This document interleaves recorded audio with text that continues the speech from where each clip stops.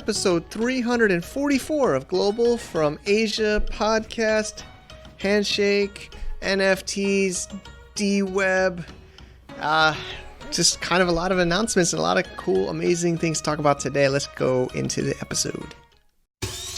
Welcome to the Global from Asia Podcast, where the daunting process of running an international business is broken down into straight-up, actionable advice. And now, your host, Michael Michelini. All right, everybody, thank you for tuning in. This is a special one for me. I'm kind of bridging two different worlds together. It's going to be globalfromasia.com/NFT, non-fungible token.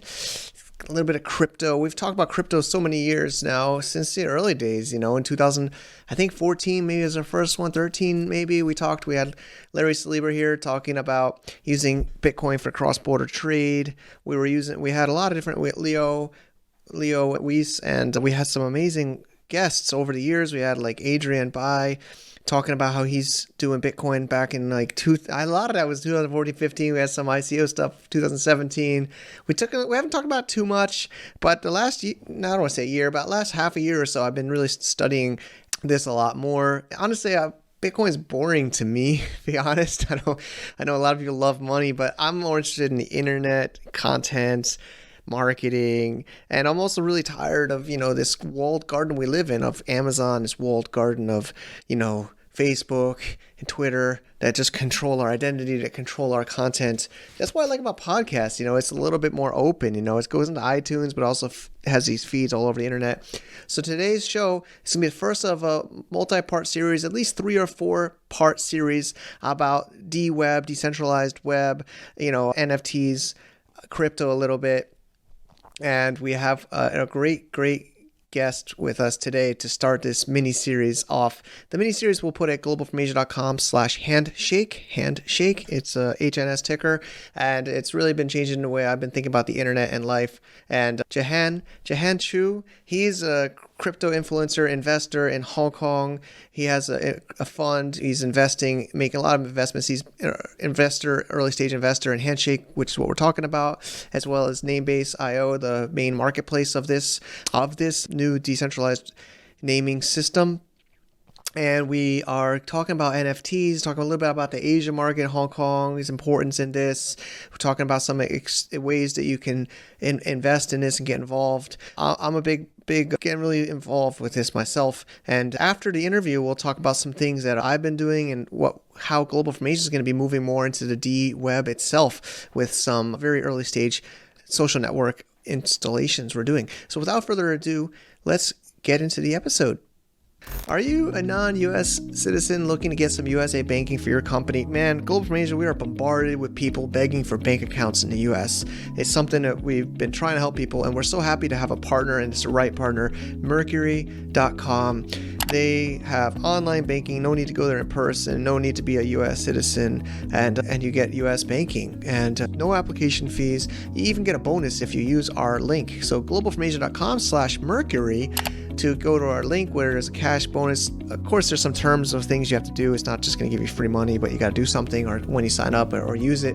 You can read about that on the link, and it helps out the show. And they if you like what you see, check them out, Mercury. Thank you. And then the second part is you have a full review. I made a video, globalfromasia.com/reviews/Mercury. You can see me again, and I show you how I applied and give you some tips on how you can apply.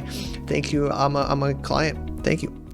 Thank you, everybody, for tuning into our Global from Asia podcast. We're in for a special treat today, going into a little bit of the world of crypto again and some amazing investment opportunities. Jehan Chu, he is the founder of Kinetic Capital, which is he's been in crypto investing since 2013.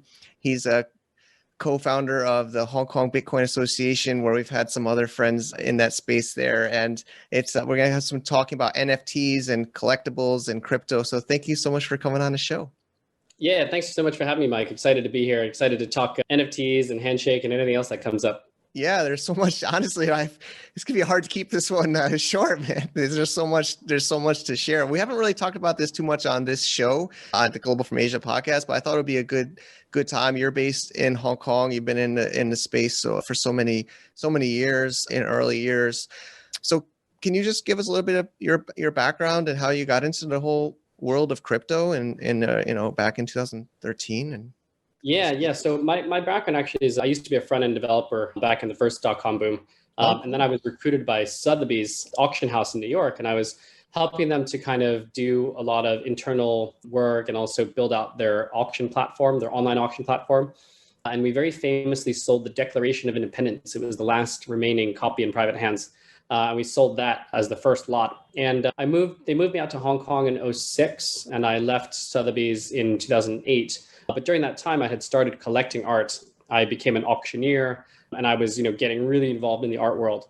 And then when I left, I became an art advisor, and I was helping, basically family offices and, ultra high net worth individuals to build art collections, because I was collecting art myself, and I was investing in art and doing all this stuff and just, being a man about the art scene, I guess you could say. Great. And so I did that for a long time, and I was fully in the art circuit. Like I would go to, the Venice Biennale, and I was going to, Art Basel and all this kind of stuff. And it was a lot of fun.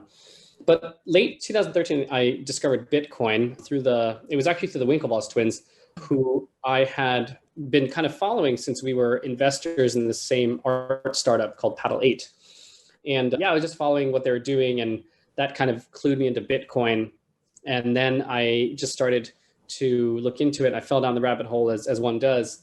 I bought my first Bitcoin from Arthur Hayes, actually, who was also in Hong Kong at the time. And we all started the Bitcoin Association. And then I later founded the Ethereum meetup because I was more interested in the technology and applications.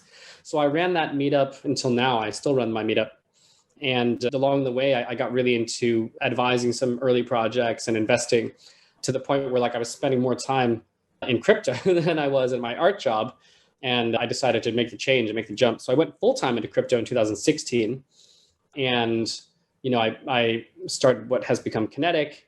We've been investing, we've been trading OTC, we've been advising. We did the first NFT global event called Nifty back in 2018, where actually a lot of people that are really, kind of prominent in the NFT space actually met. So that was a lot of the first time that many people kind of coalesced around this idea of NFTs.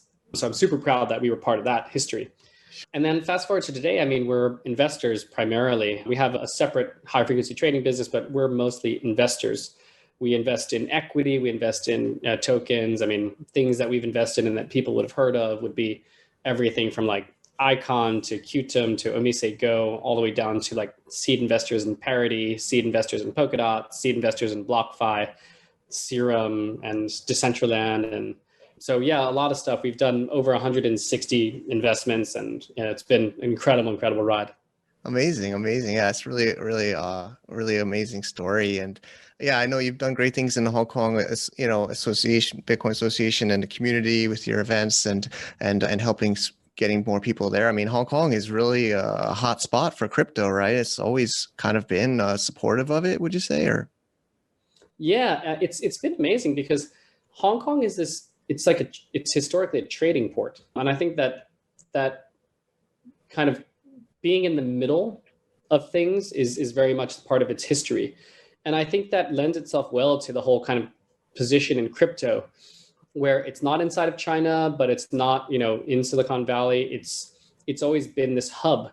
And for sure, even when in the early days, when I was running my Ethereum meetup, I think my meetup was kind of like a hub for blockchain activity in the early days, because if a company was coming from the West into Asia, they would definitely stop through Hong Kong. And if they were stopping through Hong Kong and I knew about it, I would be hosting them at my meetup. Great. So a lot of people learned about these early companies, everything from Status and, Omise and these things through my meetup. And I think that, Hong Kong just has a privileged place, even now with everything that's happening in the world and China. It's still very much a center point and this kind of way station where things just pass through and it benefits from all of this kind of traffic through it. And there's, world-class, professional services here. It's a financial center. So I think we can expect Hong Kong to remain one of, if not the center of kind of blockchain, activity in Asia. For sure, for sure. I've always, this show has always been very, in love with the Hong Kong cross border and the bridge. And, you got the miners in China and you got, the selective, especially in China is a huge supporter of the blockchain in general. And then you got the West, and it truly is a great bridge there. And it's another bridge that you've kind of hinted towards, which we'll try to focus on today, is NFTs and collectibles. So I feel like you're in this perfect position. You have your previous experience with collectibles and art, and then you got into crypto, and then I don't know, maybe I'm wrong, but I feel like NFTs are still kind of new relative to like traditional Bitcoin or BTC, right? So now it seems like this is the hot new topic of collectibles on the blockchain called NFT. Is that the correct way of calling it? NFTs? Yeah, I mean, as far as like collectibles on the blockchain, how would you tell somebody what is an NFT really? Yeah, so I think that NFTs, it's kind of hard to talk about a bit because NFTs just used to mean virtual assets, but now like the definition of NFTs is just blowing up. Yeah. It's art, it's music, it's everything. gaming, it's fashion, and we haven't even really started to touch on enterprise and industrial NFTs. We will absolutely be seeing NFTs which represent critical business functions, whether transactions or even representing like IoT and machines. So like machines and components will all be NFTs, will all have like this layer of identity. So ultimately what an NFT really is, it's an identity layer for physical and digital objects. Okay. Which helps to enforce the scarcity and the identity. That's what an NFT is. So really, we're going to have to stop using the word NFT and start using words like digital asset, digital art, all this, digital machinery, because the digital twinning, which NFTs provide, the ability to actually represent real world assets in the digital world, is what NFTs is only one of the use cases of NFTs. So mostly NFTs, it's like, oh, it's like art, or it's like, kind of gaming or something like this. But really that NFTs as a catch-all for the overall kind of industries is gonna go away pretty soon, because there's too many use cases. Like you're not gonna know what people are talking about. Oh, you're into NFTs? It's like, okay, but like what kind of NFTs? So well, it leads into actually saying, oh, I'm into tech. Okay, but what kind of tech? Yeah, that's true. But I mean,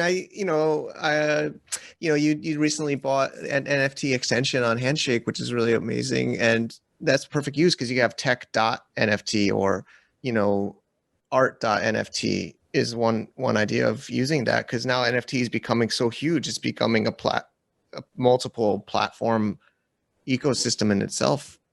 Yeah. Yeah. I mean, probably, you're wearing a Handshake hat. So yeah, I'm a believer. We're brothers of the same tribe. I mean, I'm a Handshake maximalist. I love Handshake. We're seed investors in Handshake. We're investors in Namebase. Like I've been buying domains like an addict.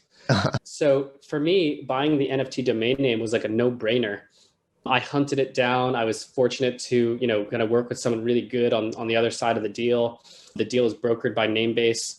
And the reason why I bought the .nft domain is because, again, thinking about the position of NFTs as an identity layer, I think the .nft Handshake domain, this uncensorable, decentralized, domain system is the perfect naming layer for NFTs. So if I want to kind of name something, like an artist's work or a piece of, property, I can use the subdomain space to as prefixes to basically name it .nft. And .nft, I think, is a really key functional domain. So that's why I bought it. And the price is published. It's like 84K US. And I guess Handshake's been going up. So it's actually, in Handshake terms, it's a lot more expensive now. But it's, in my view, it's cheap compared to where the space goes. It's incredible investment. I'm so privileged to be able to own it. Now I'm just, working out exactly how to kind of make it available to people so that they can use it. And I really want to emphasize, the use of .nft in the art world, in the design world, in the gaming world. But of course, I'm not in a rush. I think this is a long-term bet. Yeah, for sure. It's a long-term. I mean, I think anybody in anything, especially on investing, should always be long-term. I mean, you probably know that better than me, but anybody listening, of course, it's a long-term thing. And anytime you do something short term, you'll usually, you can get lucky, but it's always better to be a long-term investor in anything in life.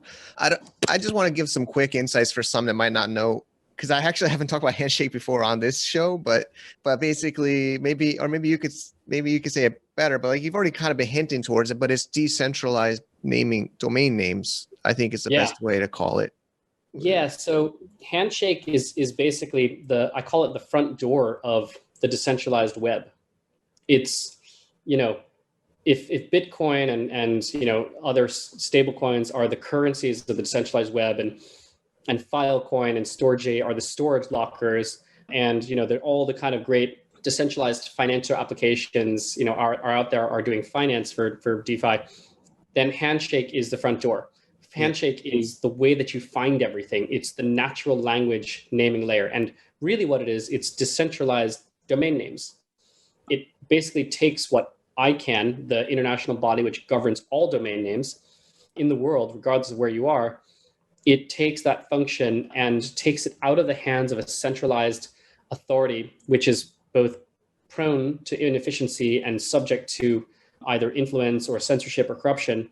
And it creates a purely open system where it almost creates a parallel internet, because when you have access to an internet which is uncensorable via the domain name, it creates a completely separate space where there's no real boundaries about what you can say, what you can do. There's not as much kind of centralization of kind of influence. And so Handshake is the gateway to all of that. Yep. Without Handshake and without decentralized domain names, there's still a very key point of censorship potential in the domain space. So that's what Handshake is. And it was founded by Joseph Poon, another from Lightning, and a lot of other great people. And Namebase is the main kind of platform, like the Coinbase / GoDaddy of Handshake.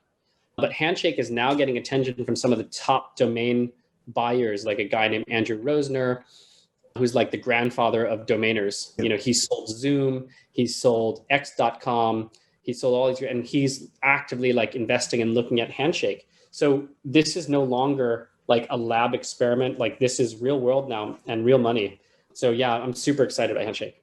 Yeah, totally. I mean, like you see, I'm wearing a hat and I'm starting to introduce it into this show with this episode, actually, because it's a little bit alarming to introduce things too early stage, but it's definitely getting more like there was NamesCon, which is like a domain investing community, and they had an online event. I attended it in January, and it's getting more talks. And then also Michael Seiger is another domain investor and influencer. He just talked about his Seiger name on his Twitter just literally 12 hours ago before this recording. He put it out on Twitter that he was amazed because Puma browser is supporting it natively now on iOS. So you can just type in his last name is Seiger, Scyger. So he showed a screenshot and he just typed in Seiger and it shows his D-Link, which is, it's like the Namebase's profile page on his screenshot. And he was pretty amazed that it works. Like I have mine too. So if you just go to .Jehan, like you'll find me. Okay, awesome. I'll check it out. And I have to say, like my crowning achievement is that I own the dot shit. Awesome. SHIT. Okay, that's great. SHIT. I own that domain. So I'm open to any and all proposals about what to do with the Handshake shit domain. I think there's massive potential for it. That's great.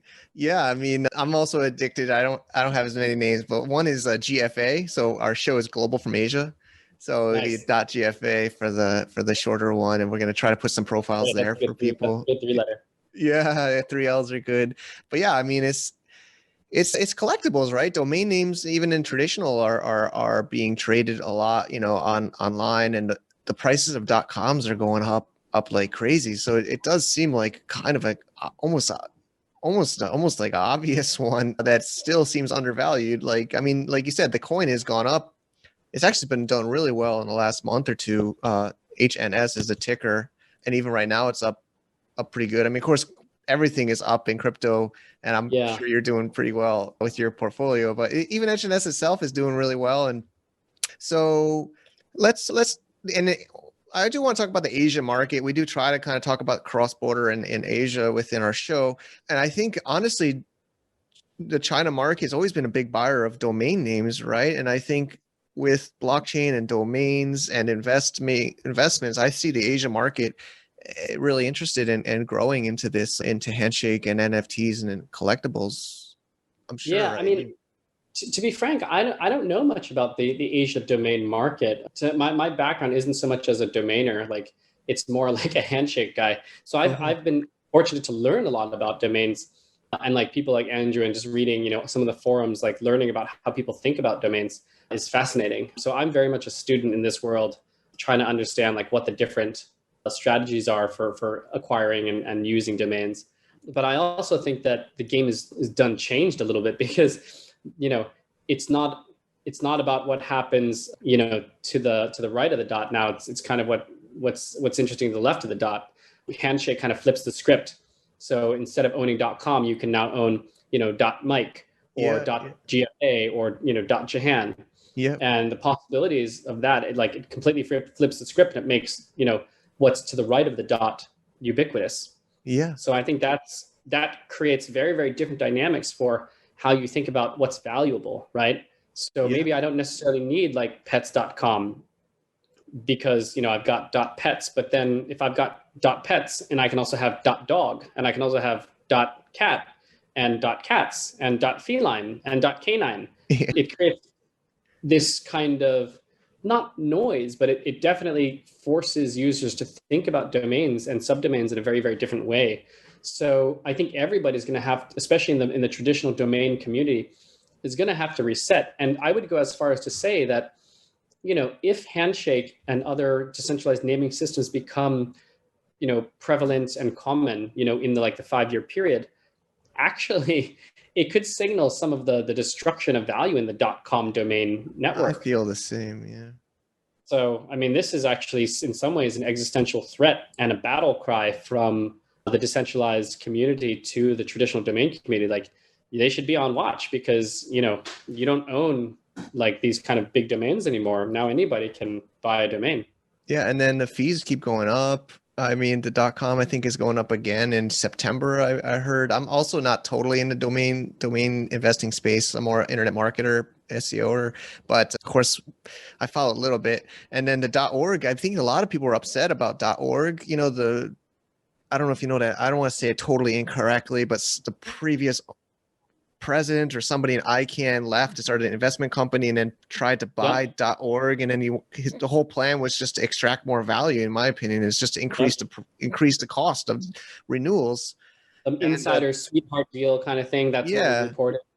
Who knows how much of that is true? But it just goes to show that it's like FIFA or like the IOC, the Olympic Committee. Like, when you have these like global, massive, bloated organizations, they're just subject to, at best, inefficiency, and at worst, like kind of influence and corruption. Like, you see it over and over and over again.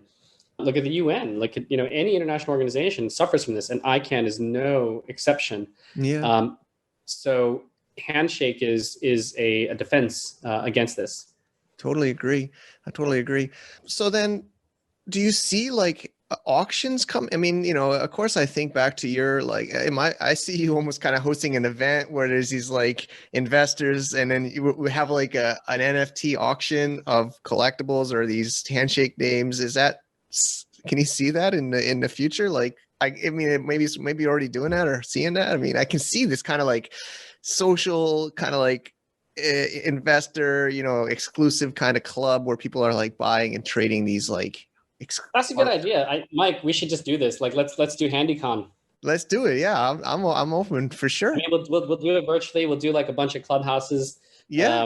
I literally just on a clubhouse. Yeah. Why not? I mean, I think HandyCon is a good thing. Well, let's ask Tieshan and Namebase to sponsor, and let's do it. Okay, I'm in. Do like a one-day conference. Why not? Yeah, let's do it. Yeah, awesome. I'll see. Great, done. And frankly, this is exactly how Nifty started.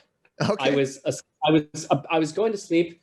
This is like 2018. I was going to sleep. We had invested in Decentraland, and I was like, I read an article that I think it was about Ethermon or something was doing NFTs in Decentraland. I was like, So I literally got out of bed. I called Ari, who is the co-founder of Decentralized. I was like, how come nobody's doing an NFT conference? He's like, I don't know. I was like, all right, we're going to do one and we're going to call it Nifty. And so that's where the name Nifty came from. It's a play on NFT, obviously, but that was where it all came from, actually. Okay. So this will be the Nifty of Handy. All right. HandyCon. I don't know. We got to check the names available. Yeah. Start an auction. Maybe we just call it Handy. Yeah. All right. Yeah, let's do it. I'm all about making things happen too. So that's great. Fun. All right. Done. What we'll do is we'll announce it and then we'll figure it out. Okay. Social pressure, man. Yeah. I mean, that's great. I think if we announce it, then there will be a lot of people in the Handshake community who will volunteer. That's my guess. For sure. I agree. I'll definitely push. Let's make it happen. Done.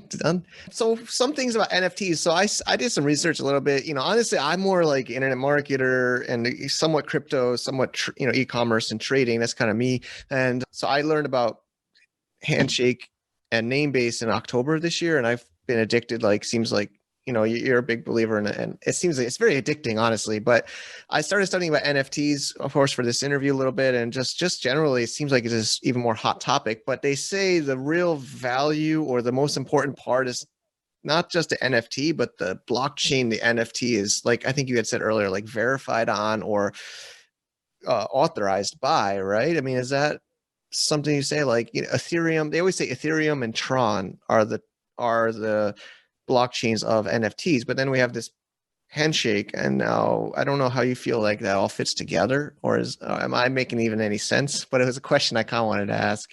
Yeah. I mean, it's a good question, right? So the question, as I'm kind of interpreting, is like, where is the best place for NFTs to live? Yeah, exactly. That's a good way to be born, right? I think that like Ethereum is hands down the best. At the moment, it's the worst, but I think ultimately it's the best. And the reason for that is because they have like the biggest mind share, they have the most developers, they have the most applications and the broadest kind of adoption, both enterprise and retail. And so I think that kind of confluence of resources is very important for a vibrant, that's like the fertilizer for NFTs. Tron has a lot of baggage, I have to say. It's not my favorite blockchain, it's not my favorite community, and it's not my favorite anything, basically. And I think that people don't naturally kind of gravitate to Tron in the way that they gravitate to Ethereum or even Polkadot for that matter. So nothing against Tron, it's just not for me. And I think that while there is a lot of stuff happening there, I would personally prefer to see it, go to Ethereum and others. That said, there are other, ecosystems. Like one of the products we invest in is called Flare.xyz. So they're like a smart contract layer on top of other chains, which enable smart contracts. So like their fame is that they started on top of XRP. So like XRP doesn't really do a whole lot at the moment. And so they created a system to basically add smart contract functionality to XRP. But they're also applying it to like LTC, to Doge, to Stellar, et cetera. Awesome. And so they're adding value to all these kind of dumb coins, dumb in quotations. So what's interesting is that they are also minting NFTs. And so a company called Gala Games, who was started by one of the co-founders of Zynga, created, is actually moving his NFTs all over to Flare. And so if they're on Flare, they're completely compatible with Ethereum because Flare is EVM compatible. And so I think we're going to see like a lot of interoperable chains, but I do think that Ethereum will be like the kind of core of that. And there will be a lot of others who will interoperate. So even, I'm sure that Polkadot will kind of take off with NFTs at some point as well, but because Polkadot is also interoperable or will be interoperable with Ethereum, well, I think Ethereum will still be the kind of the mainstay, the backbone, and things will branch off and interoperate with it. Okay. That's a really amazing answer. Thank you for all that insight. And then there's Handshake. And then, I mean, some people even call these names NFTs in themselves. I mean, NFT, the name, the TLD you have is that it? Could you call it? And then there's all these emojis, people going crazy about emojis. Somebody just bought another heart emoji literally like an hour ago. I'm watching this sold on Namebase and, emojis. And then there's other kind of like, yeah, it was 44,000 HNS just sold. Actually, I know the buyer and in the community even, well, he said it was. I thought the heart emoji was already sold. I think it's a different heart. Oh, honestly. This is one kind of confusing thing. There's these different variations of yeah, there's different emojis. emoji standards. But there's that, but there's also these other like all these kind of Unicode or Punicode, Yeah. there's different kinds of things. Like there's chess pieces and there's cards and there's of course Chinese language, all languages, not just English, right? Every language has are these, I mean, of course they're meant to be a domain name, but some people are saying they're more like an NFT collectible than a domain name. I don't know if you would see it that way. Yeah, I think that's, to be frank, I believe they are. And in fact, we're working on a project now to try and wrap NFTs, wrap domain names into NFTs so that they are becoming collectibles. So I think that it's hugely important. I think that domain NFTs will become a thing like within a year. We'll be handing out domain NFTs, and I think emojis will be a big part of that. So yeah, all these worlds are converging, like Yeah, Handshake, NFTs, gaming, crypto, domains, DeFi. investors, and Like I yeah, think that once domain names on Handshake are wrapped in NFTs, you have the ability to collect them, but they become assets. And if they're assets, then you can connect them to DeFi. I think we'll be able to collateralize DeFi, awesome, yeah, using domains, wrapped domains. And I think that it's just another form of value, right? great, Imagine being able to get a loan on your domain name. Like, why yeah. shouldn't you? It's as valuable, and in some cases even more valuable than physical real estate, Yeah, there's definitely in the right? domain space, they've been saying that for a long time. I believe that too, that for sure, especially now with these lockdowns and, like less travel, physical travel, like, yeah, online is even more valuable for sure. Yeah, we're getting towards the time. I know you're super busy and I really appreciate you doing this interview. So maybe we'll start to wrap up a little bit of some takeaways, somebody just maybe the first time they're even hearing about this, it's been about a year only. Handshake just turned a year old, the blockchain. And some people may email me just finding out about it now. What would you tell somebody, this show will go online, in a week or so. So what would you say, somebody should do now? I guess get addicted to these auctions and start buying names, or, I mean, of course it's Yeah, risky and honestly, that's it. Like, read a little bit, but just go and start buying domains. They're collectibles, like they're fun. Domains are an expression of yourself. They're an expression of your ideas. They're an expression of like your interests. So just go out and buy. I mean, you don't have to spend a whole lot. In some cases, they're free. If yep. nobody else wants the domain you're bidding on, it's free. Yep. Congratulations. And you own that like forever Yep. until you sell it. So it's an extremely low barrier to entry from a financial standpoint. It's a little bit of a hassle the first time from a kind of technical standpoint, but Namebase makes it super super easy. All you really need to do is go to Namebase. You can buy Handshake token, which you need to use to buy the domains. You can buy Handshake with a credit card. Namebase has your account. You can search for a domain. If your domain is taken, you can make an offer for it. If your domain is not taken, you can bid for it. And that's it. You can get up Yeah. and running in 5 minutes. Yeah. So the best way to learn Handshake is to be in Handshake. And it doesn't require a whole lot of, practice. It doesn't require a whole lot of kind of insight. It's not rocket science. It's playground stuff, but it's fun. It's Agreed. fun. Collecting Yes. is just like a natural instinct of humans. Like we collect stuff. We're like, birds with shiny objects. And I think that, domains is just another expression of that. So I encourage everybody to go out, find your domain, just buy one or two and have fun with it. And who knows, like you could potentially flip it for, Yeah. 1000x like other people have. Yeah. I know that. I think the guy that bought the domain initially, the NFT domain, I think he only bought it for something like, a few thousand I think Handshake and 4,000. Yeah.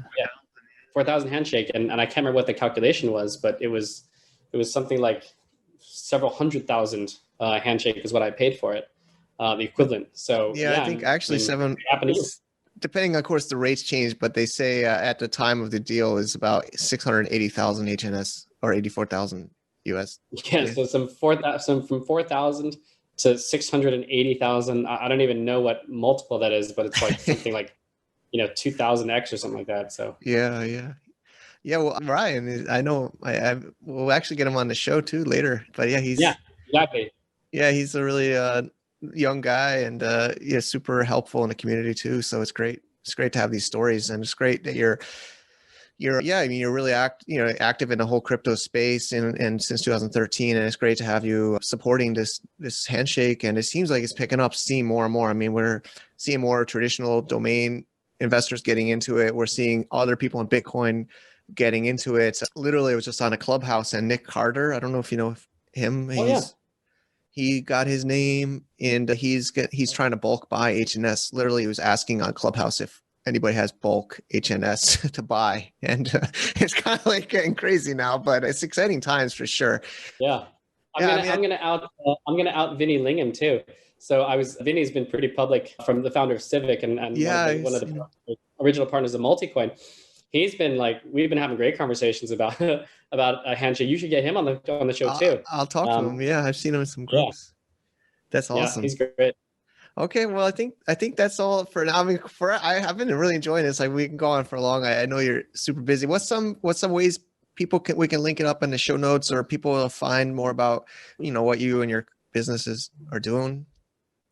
Yeah, I mean, of course, if you're Handshake enabled and you're going through Puma browser, you can always find me at .Jehan. I guess there's no real dot. You just put in Jehan. Yeah, you don't find me. You put a slash. They have a slash. Some people, me, are updating. They're updating their Twitter names to put their name slash. So the slash is how people know it's like a Handshake name. Nice. Yeah. So /Jehan on Handshake enabled browsers. Otherwise, you can find me at Collectionist on Twitter, or at Jehan Chu, although I'm just slowly migrating to that Twitter handle. Or on LinkedIn. Yeah, hit me up. I'm always open to talk about Handshake. I love it. Like, probably a bit too much.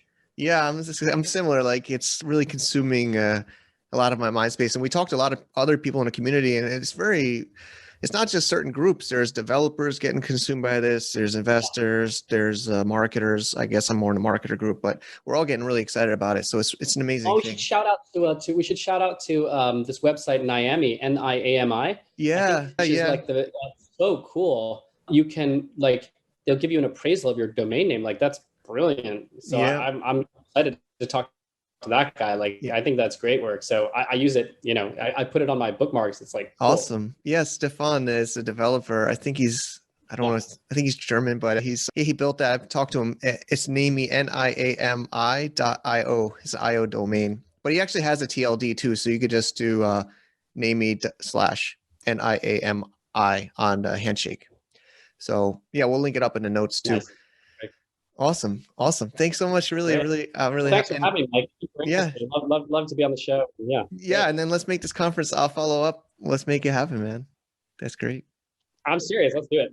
Okay. It's been on my mind, honestly. And then there's somebody just put in, there's a development fund for Handshake, and somebody just put in $50K. I don't know if it's so early, but I think just yesterday. And he's asking me what other things we can do. And I think events would be perfect. There's not really been an event yet. So yeah.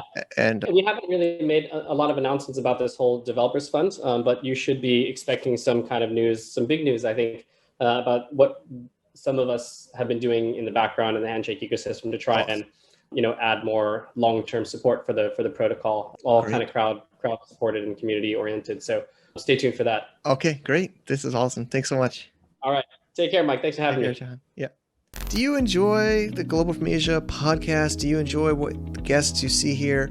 We've been doing these masterminds. We have our membership, and we're up in the bar. We're bringing you onto the dWeb. So if you want to get onto the dWeb and the .GFA extension we talked about in the interview, you can become a GFA VIP member. You'll support the show. You'll connect with other people like me in our private masterminds in our community, get our online courses, and you will also get a domain name on the .GFA extension, where we will build out a profile for you and promote you within our community. So I think that sounds pretty cool. It's a whole new thing, and it's totally decentralized. See you there.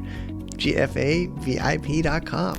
Thank you so much. Thank you so much for sharing, Jehan, and I really appreciate you sharing with us that inspiration. I'm all excited. I'm jumping back into the auctions now. So I hope everybody followed that. Maybe it's a little bit more advanced. We didn't do like a beginner on a Handshake, but basically the idea is it's domain names on crypto or on the blockchain instead of on traditional internet and ICANN.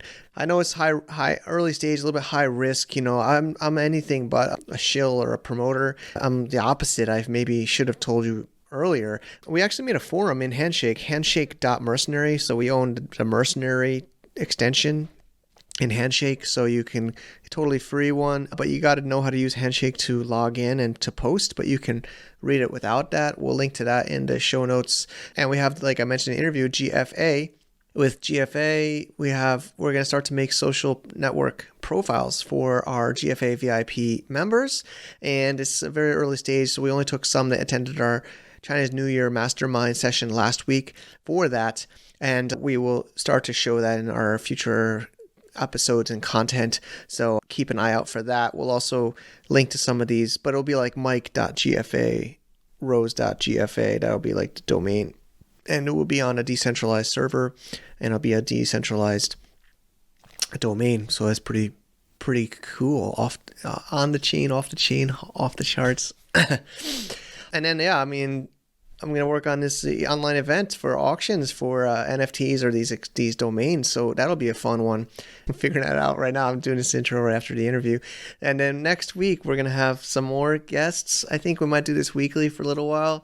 And I'm full into this. And I just thought finally I would bring this into our GFA community. And we're going to be bridging this more with the membership, with promoting and building up profiles for members on the decentralized web for the GFA extension. I'm totally excited about that. And it's the new internet, but it's actually, I think, the way the internet should have always been.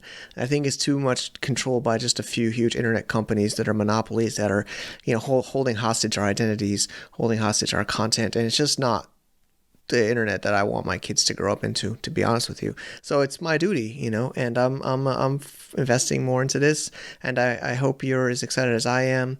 The next show is going to be really cool too. And that's all I got for today. Thanks again for watching.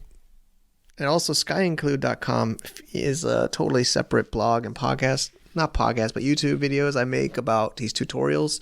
Skyinclude.com or .skyinclude, setup.skyinclude. Or search SkyInclude on YouTube. You can find about 50 videos I've made in the last couple months about this. And I got the cool hat. Name-based Johnny Woo hooked me up. Thanks, buddy. I hope you enjoyed this show. Let me know. And then, of course, subscribe on our iTunes if you are, or YouTube, Global from Asia. And I'll see you on the dWeb in .gfa. Maybe we'll move the whole podcast there one day. But for now, we're still on the old web. I don't know. There's no podcast host. You can make it. There's search engines coming now, a couple search engines. We got to rebuild the whole internet. All right. See you. To get more info about running an international business, please visit our website at www.globalfromasia.com. That's www.globalfromasia.com. Also, be sure to subscribe to our iTunes feed. Thanks for tuning in.